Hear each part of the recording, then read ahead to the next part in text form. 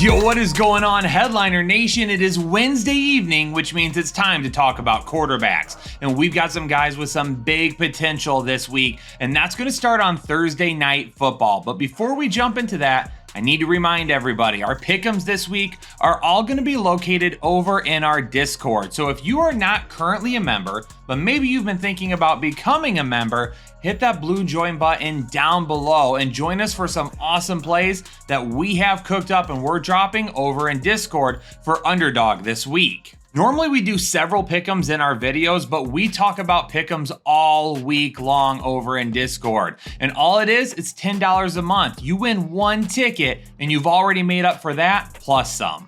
But Thursday Night Football, Joe Burrow, Lamar Jackson, two guys that by the end of the season may be a part of the MVP race, are going to kick us off with hopefully a bunch of offense to start. Baltimore's defense in the secondary is terrible. They're currently allowing the third most fantasy points to the quarterback position and the most passing yards on the season. You better believe that Joe Burrow is going to light up the scoreboard this week, and he's going to have himself a big game. And if it wasn't enough, Cincinnati currently allows the sixth most fantasy points to the quarterback position. But maybe more importantly for Lamar Jackson, they allow the most rushing yards. Lamar Jackson could have some huge upside this week, especially in a neutral game script, or if for some reason Joe Burrow's tearing apart the defense and they're trying to play catch up. Daniel Jones had a solid day last week against a Washington defense that continues to get better. And now he's going to be going up against Carolina, so his floor should be pretty solid. Carolina is allowing the fourth most fantasy points per game to opposing quarterbacks. And we know that Daniel Jones can do a little bit on the ground, a little bit through the air. And even though his ceiling isn't super high some weeks, this matchup may give him back-to-back top 12 performances. When you look at fantasy points per game allowed to the quarterback position by the New York Giants, something seems a little bit off. They've allowed the ninth most fantasy points to quarterbacks so far this season, but the numbers themselves don't look all that bad. It's because the Giants, for some reason or another, allow quarterbacks to run all over them. They're in the top 5 of most rushing touchdowns allowed and rushing yards allowed to the quarterback position. You're not going to have to worry about that with Bryce Young or Andy Dalton, and as of this recording, we still don't know who exactly the starter is going to be. We'll continue to keep an eye on that, but I'll just answer it for you now, regardless of how it comes out. If it's Andy Dalton, it's a pretty high risk. If it's Bryce Young, it's a pretty high risk. Am I willing to risk it with Bryce Young? Absolutely not. Am I willing to risk it with Andy Dalton? Yeah, I would, but I better have no other options on top of it. Drake May has looked super solid so far this season, and New England fans have to be ecstatic about what they're seeing so far. And from a fantasy perspective, he's played really well. He's doing good through the air, and he's offering you a little bit of upside with being able to move the ball on the ground as well. But the Chicago Bears are allowing the fewest fantasy points per game and the fewest touchdowns to opposing quarterbacks right now, and the 6th fewest passing yards. This isn't really the type of matchup that I'm willing to dive into and risk it with Drake May. I would be looking for other options over him with a higher ceiling. The Patriots are allowing the 9th most passing yards to opposing quarterbacks. But the problem is Caleb Williams has not looked great the last couple of weeks, and on top of that, he's banged up. No word yet on will he be limited, will he be able to play, and we'll continue to keep an eye on that throughout the rest of the week and update you as things happen. But right now, this is a really risky play until we know for sure that he's a full go. Indianapolis is currently allowing the 4th most passing yards and the 5th most passing touchdowns to opposing quarterbacks. So let me just tell you this, Josh Allen has great potential to carve apart Indianapolis and be one of the top quarterbacks this week. Joe Flacco had a great matchup in week 9 and absolutely blew it. So maybe it was some rust or whatever it was.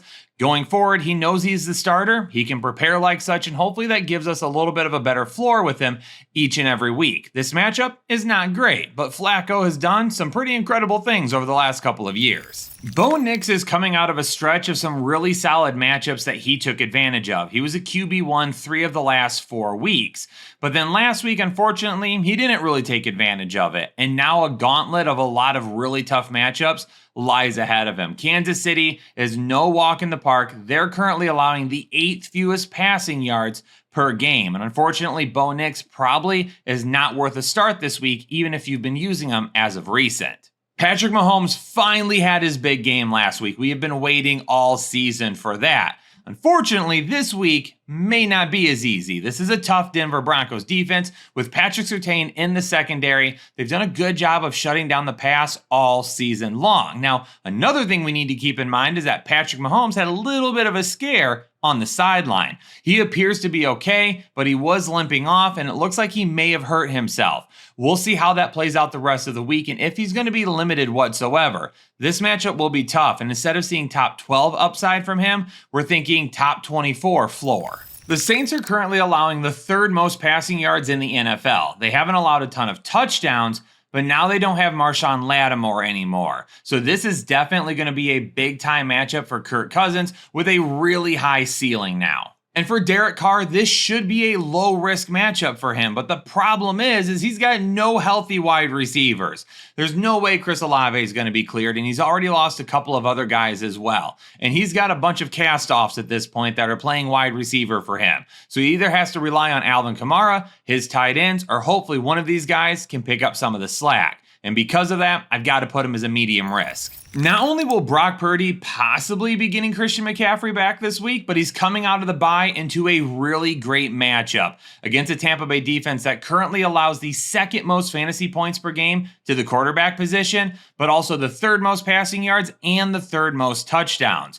Brock Purdy should have an excellent week against Tampa Bay. On paper, this is a tougher matchup for Baker Mayfield, but he has been a top 10 quarterback every single week this season, except for one.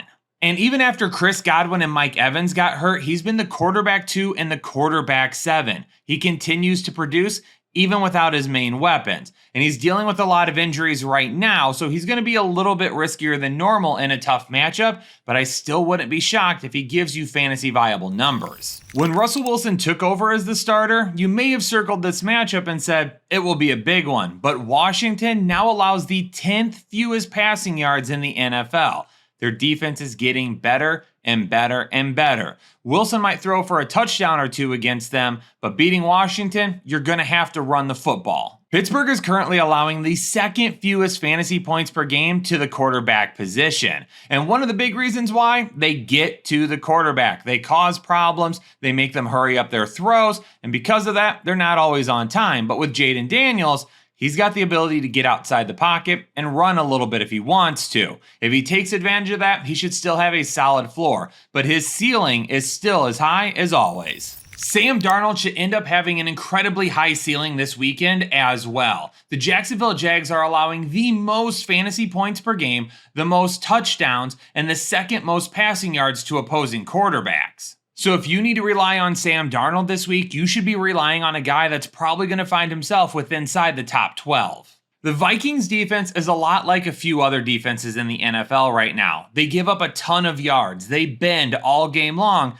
but they don't quite break. They're keeping their opponents out of the end zone and they're causing turnovers. And that's why their defense is towards the top and most passing yards allowed, but they've allowed the 11th fewest fantasy points per game to the quarterback position. So Trevor Lawrence may have a decent floor this week because of the yards, but he's not going to reach that high of a ceiling if he can't find the end zone. As of this recording, it still has not been announced whether Will Levis or Mason Rudolph will be starting for the Titans this weekend. So we may need to come back and revisit this at some point in time, but quite honestly, either of these guys are not worth risking. The only time you're going to play one of them this week is if you're in like a super flex or a 2-quarterback league and you have injuries or bye weeks you're trying to get through. Justin Herbert's job is not going to be any easier because the Tennessee Titans have allowed the fewest passing yards in the NFL so far this season. One thing we've seen from Justin Herbert as of recent is his ceiling is starting to climb. The offense that Jim Harbaugh and Greg Roman run isn't necessarily as run heavy as what we had originally expected. And while it was like that to begin the season, they're staying much more balanced and even opening it up for Justin Herbert a little bit more now. I don't think he has an incredibly high ceiling this week, but he should still have a decent floor. The Cowboys haven't given up a ton of passing yards this season, but they're still allowing the 4th most fantasy points to the quarterback position. It's because of passing touchdowns, and rushing yards allowed to quarterbacks. Something Jalen Hurts knows a whole lot about and will probably take advantage of this week. On the other end, though, no Dak Prescott, no dice. There's no way that I would be trying to run out Cooper Rush going up against the Philadelphia secondary that has much improved from the beginning of the season. In Week 9, Aaron Rodgers logged his first top 12 quarterback finish since Week 3 of the season. And that's great to see because it feels like the New York Jets offense is finally heading in the right direction. And now he's going to get the Arizona Cardinals, who are allowing the 6th most passing yards on the season right now to opposing quarterbacks. Maybe not the highest ceiling in the world in this matchup because they're probably going to be running the ball quite a bit, but should still have a really nice floor. Kyler Murray has another tough matchup this week and another one that I really don't want to start him in unless I absolutely have to. The Jets are allowing the 4th fewest fantasy points per game right now to the quarterback position. And prior to Week 9, he was inside the top 12 quarterbacks 3 of his last 4 games. But his range of outcomes this year has been extremely crazy. He's either a startable top 12 quarterback or he didn't even deserve to be in your lineup. And this matchup, with as difficult it is, I'd rather find somebody else. When you look at it from a fantasy perspective, Jared Goff hasn't been that great this season. When you look at it from a real-life NFL perspective, he's an MVP candidate, and he's being talked about by some of the media, but it feels like he's just not getting the love that he deserves. Well, this week, from a fantasy standpoint, I think he's going to have a big week. So much so, I'm going to call him my Manscaped must-start of the week at the quarterback position.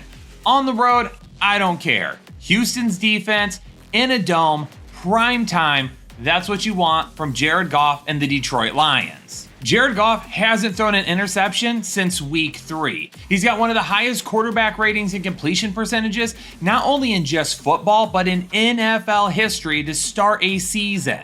And now he gets a Houston defense that, yes, allows the 7th fewest passing yards per game, but they allow the most passing touchdowns to opposing quarterbacks.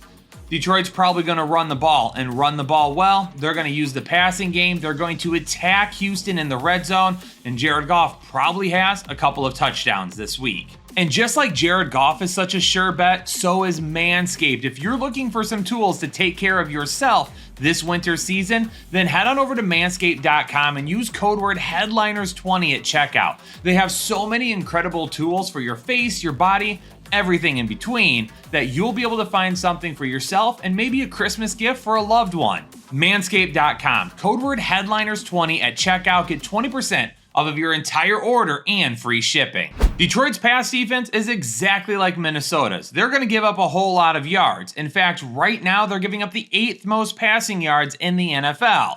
But what are they not doing? They're not allowing a ton of touchdowns, and on top of that, interceptions. They have 11 interceptions this season, 2nd most for a team. They've only allowed 6 passing touchdowns, and still as of this recording, we don't know if Nico Collins is going to be good to go or not. It seems like he's trending in that direction, but that doesn't mean that he won't be limited. With Nico Collins, I like CJ Stroud more. Without Nico Collins, it could be a long night. Tua hasn't had a ton of upside since he returned from his concussion. He's just finished inside the top 24 quarterbacks in both games, but he hasn't had horrible numbers. He just doesn't have the gaudy numbers like we've been used to in previous games. While that could end up happening against the LA Rams, I think I'm looking at Tua as being more of like a safe bet this week than a high upside play. It will be interesting to see how Matthew Stafford fares against Miami, though, because Miami right now is not allowing a whole lot to the quarterback position. Miami is currently allowing the 3rd fewest fantasy points per game to quarterbacks and the 2nd fewest passing yards.